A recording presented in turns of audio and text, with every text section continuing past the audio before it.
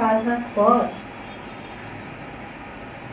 ওর একার রোজগারে তোর পড়াশোনার খরচ, এই সংসার খরচ আর চলছে না। না মা,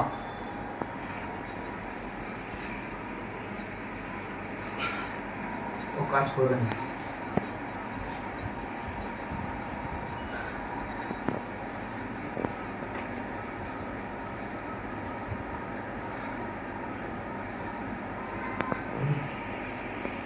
আমি পড়াশোনা করতে পারিনি, কি হয়েছে? আমি পড়াবো ওকে।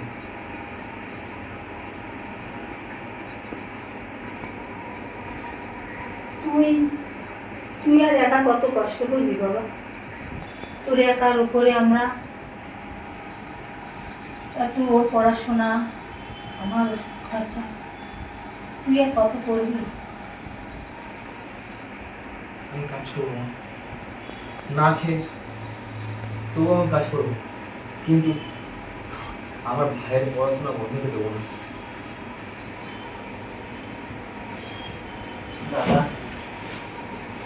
দাদা তুমি চিন্তা করো না, একদিন আমি অবশ্যই লেখাপড়া করে একটা ভালো চাকরি পাবো। আর তুমি তুমি আমার জন্য যে এত পরিশ্রম করছো, তোমার এই পরিশ্রম আমি বৃথা যেতে দেবো না। আমি তোমাকে কথা দিচ্ছি,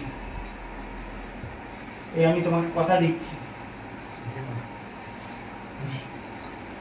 আমি তোকে পড়াবো, ও খুব বড় হবে, আর দেখবে এই এই ঘরে কষ্ট থেকে দূর হয়ে যাবে। আজ আজ যদি তোর বাবা বেঁচে থাকতো, তোদের এত কষ্ট করতে হতো না তো। না, বাবার এতে কি হয়েছে? আমি আমি তো আছি,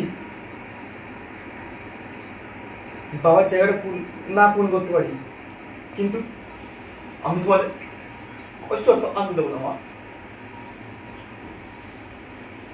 চিন্তা করো না মা, চিন্তা করো না, একদিন দেখবা এই অভাব ঠিক দূর হবে। দাদা তো এত পরিশ্রম করছে, দাদা এই পরিশ্রম যাতে বৃথা না যায়, তোমার এই চোখের জল যাতে তাড়াতাড়ি মুছে যায়, তার জন্য যা করতে হয় আমি তাই করবো।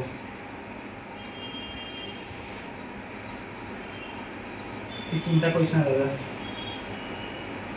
তুই যা চাইছিস তাই হবে। তোর এই পরিশ্রম, তোর এত খাটনি, আমি কিচ্ছু বৃথা যেতে দেবো না। আমি তো জানি তুই একদিন ঠিক বড় হবে। তার জন্যই তো এত মন প্রাণ দিয়ে পড়াশোনা করি, এত চেষ্টা করছি যাতে পরীক্ষায় ভালো নম্বর আছে আর যাতে ভালো একটা কাজ পাই। আরে ঠিক আছে, ওইসব বাদ দাও মা, তুমি খেতে দাও, সব একসাথে বসে খাবো।